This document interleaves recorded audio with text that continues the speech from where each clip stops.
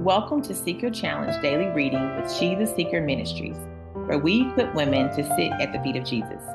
We are so excited about this Seeker Challenge as we invite you to allow the Lord's Word to illuminate your heart. So right now, I invite you to open your Bibles or simply listen, and I pray that He speaks to you through His Word.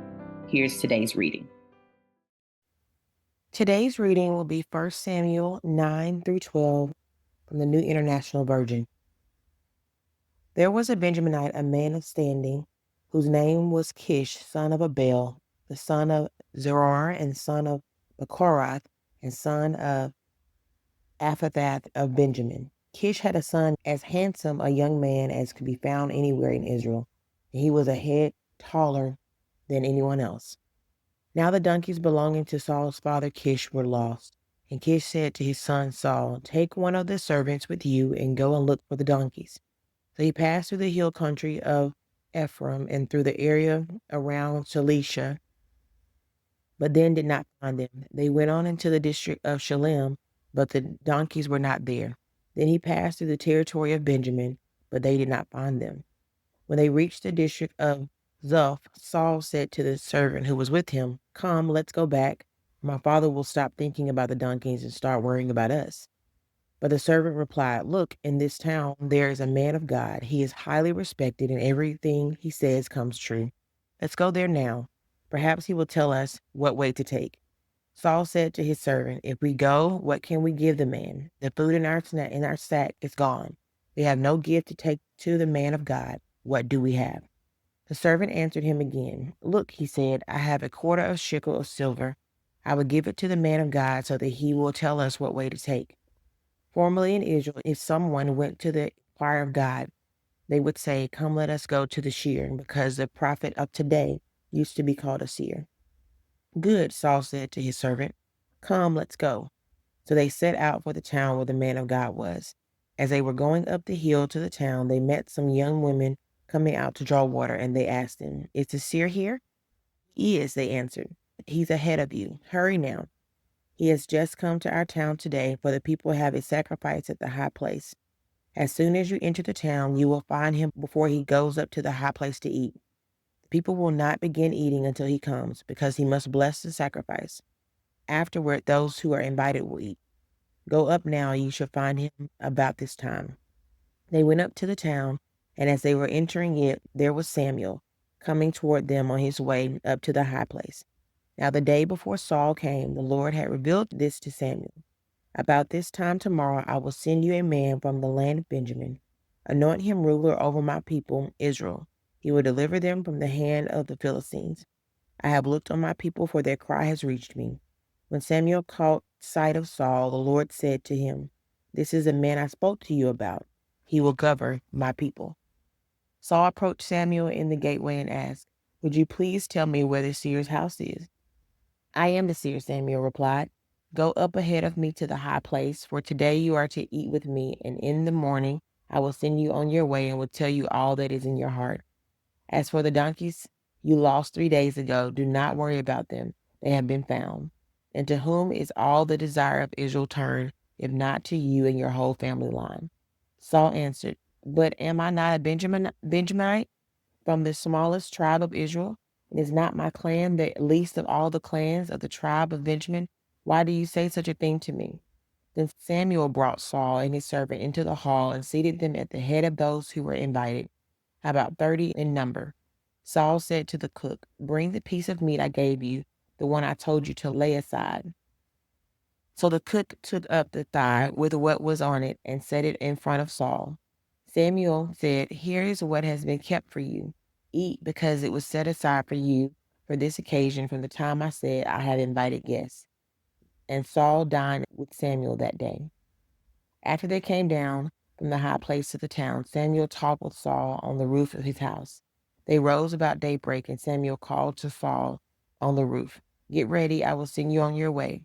When Saul got ready, he and Samuel went outside together.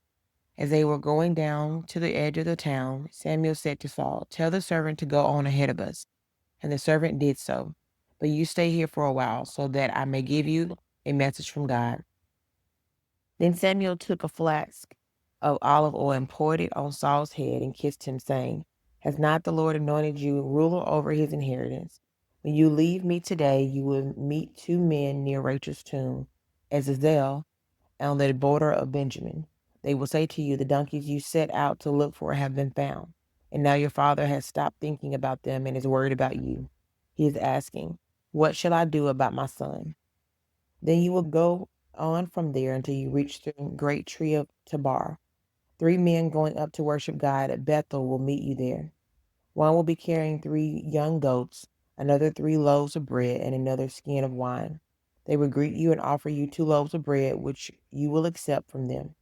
After that, you will go to the belt of God, where there is a Philistine outpost. As you approach the town, you will meet a procession of prophets coming down from the high place with lyres, timbrels, pipes, and harps being played before them, and they will be prophesying. The Spirit of the Lord will come powerfully upon you, and you will prophesy with them, and you will be changed into a different person. Once these signs are fulfilled, do whatever your hands find to do, for God is with you. Go down ahead of me to Gilgal. I will surely come down to you and sacrifice burnt offerings and fellowship offerings. But you must wait 7 days until I come to you and tell you what you are to do. As Saul turned to leave Samuel, God changed Saul's heart, and all these signs were fulfilled that day. When he and his servants arrived at Gilgal, a procession of prophets met him. The Spirit of God came powerfully upon him, and he joined in their prophesying. When all those who had formerly known him saw him prophesying with the prophets, they asked each other, What is this that has happened to the son of Kish? Is Saul also among the prophets? A man who lived there answered, And who is their father? So it became a saying, Is Saul also among the prophets? After Saul stopped prophesying, he went to the high place. Now Saul's uncle asked him and his servants, Where have you been? Looking for the donkeys, he said, but when we saw they were not to be found, we went to Samuel. Saul's uncle said, Tell me what Samuel said to you. Saul replied, He assured us that the donkeys had been found, but did not tell his uncle what Samuel had said about the kingship. Samuel summoned the people of Israel to the land of Mizpah and said to them, This is what the Lord, the God of Israel, says. I brought Israel up out of Egypt and delivered you from the power of Egypt and all the kingdoms that oppressed you. But you have now rejected your God who saves you out of all your disasters and calamities. And you have said, No, appoint a king over us. So now present yourselves before the Lord by the tribes and clans. When Samuel had all Israel come forward by tribes, the tribe of Benjamin was taken by lot. Then he brought forward the tribe of Benjamin, clan by clan, and Mizrahi clan was taken. Finally, Saul, son of Kish, was taken. But when they looked for him, he was not to be found. So they inquired further of the Lord, Has the man come here yet? And the Lord said, Yes, he has hidden himself among the supplies. They ran and brought him out, and as he stood among the people, he was a head taller than any of the others. Samuel said to all the people, Do you see the man the Lord has chosen? There is no one like him among all the people. Then the people shouted, Long live the king. Samuel explained to the people the rights and duties of kingship. He wrote them down on a scroll and deposited it before the Lord. Then Samuel dismissed the people to go to their own homes. Saul also went to his home in Gibeah, occupied by violent men whose hearts God had touched. But some scoundrels said, How can these fellows save us? They despised him and brought him no gifts, but Saul kept silent. Nahash the Ammonite went up and besieged Jabesh Gilead. All the men of Jabesh said to him, Make a treaty with us, and we will be subject to you. But Nahash the Ammonite replied, I will make a treaty with you only on the condition that I gouge out the right eye of every one of you, and so bring disgrace on all Israel. The elders of Jabesh said to him, Give us 7 days so we can send messengers throughout Israel. If no one comes to rescue us, we will surrender to you. When the messengers came to Gibeah of Saul and reported these terms to the people, they all wept aloud. Just then Saul was returning from the fields behind his oxen, and he asked, What is wrong with everyone? Why are they weeping? Then they repeated to him what the men of Jabesh had said. When Saul heard their words, the Spirit of God came powerfully upon him, and he burned with anger. He took a pair of oxen, cut them into pieces, and sent the pieces by messengers throughout Israel, proclaiming, This is what will be done to the oxen of anyone who does not follow Saul and Samuel." Then the terror of the Lord fell on the people, and they came out together as one. When Saul mustered them back at Bezek, the men of Israel numbered 300,000, and those of Judea 30,000. They told the messengers who had come, "Say to the men of Jabesh Gilead, by the time the sun is hot tomorrow, you will be rescued." When the messengers went and reported this to the men of Jabesh, they were elated. They said to the Ammonites, "Tomorrow we will surrender to you, and you can do to us whatever you like." The next day, Saul separated his men into 3 divisions. During the last watch of the night, they broke into the camp of the Ammonites and slaughtered them until the heat of the day. Those who survived were scattered, so that no two of them were left together. The people then said to Samuel, "Who is it that asked, 'Shall Saul reign over us?' Turn these men over to us so that we may put them to death." But Saul said, "No one will be put to death today, for this day the Lord has rescued Israel." Then Samuel said to the people, "Come, let us go to Gilgal and there renew the kingship." So all the people went to Gilgal and made Saul king to the presence of the Lord. There they sacrificed fellowships offering before the Lord, and Saul and all the Israelites held a great celebration.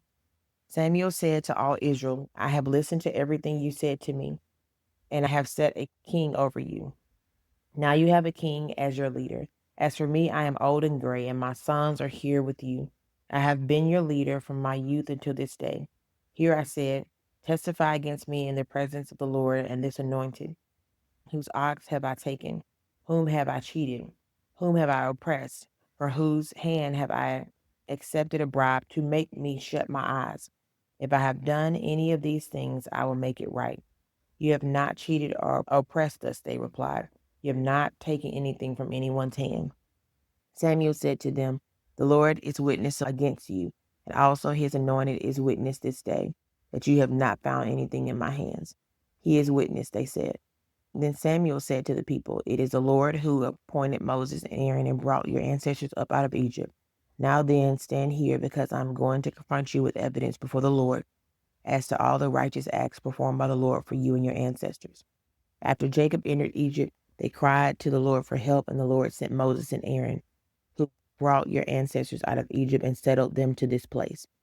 But they forgot the Lord their God, so he sold them into the hands of Sisera, the commander of the army of Hazar, and into the hands of the Philistines and the king of Moab, fought against them. They cried out to the Lord and said, 'We have sinned, we have forsaken the Lord and served the Baals and the Ashtoreths. But now deliver us from the land of our enemies, and we will serve you.' And the Lord said, 'Jerubbaal, Barak, Japhath, and Samuel, and he delivered you from the hands of your enemies all around you, so that you lived in safety. But when you saw the Nahash, king of Ammonites, was moving against you, you said to me, No, we want a king to rule over us, even though the Lord your God was your king. Now here's the king you have chosen, the one you asked for. See, the Lord has set a king over you. If you fear the Lord and serve and obey him and do not rebel against his commands, and if both you and the king who reigns over you follow the Lord your God, good. But if you do not obey the Lord, and if you rebel against his commands, his hand will be against you, as it was against your ancestors. Now then, stand still and see this great thing the Lord is about to do before your eyes. Is it not wheat harvest now? I will call on the Lord to send thunder and rain, and you will realize what an evil thing you did in the eyes of the Lord when you asked for a king." Then Samuel called to the Lord, and that same day the Lord sent thunder and rain. So all the people stood in awe of the Lord and of Samuel. The people all said to Samuel, "Pray to the Lord your God for your servants so that we will not die. For we have added to all our other sins the evil of asking for a king." "Do not be afraid," Samuel replied. "You have done all this evil, yet do not turn away from the Lord, but serve the Lord with all your heart. Do not turn away after useless idols. They can do you no good, nor can they rescue you because they are useless. For the sake of his great name, the Lord will not reject his people, because the Lord has pleased to make you his own. As for me, far be it from me that I should sin against the Lord by failing to pray for you, and I will teach you the way that is good and right. But be sure to fear the Lord and serve him faithfully with all your heart. Consider what great things he has done for you. Yet if you persist in doing evil, both you and your king will perish." Let's reflect on these questions together as we discover what the Holy Spirit may be saying through His Word. Number 1, what words, phrases, or things stood out to you? Number 2, what did you notice about God's character, His love, or His ways? And number 3, is there something you currently believe about God, yourself, or others that needs to change based on the truth you heard? I invite you to check out the Bible reading plan through the link. And then remember, until next time, keep sitting at the feet of Jesus and join us as we stay connected to Him together.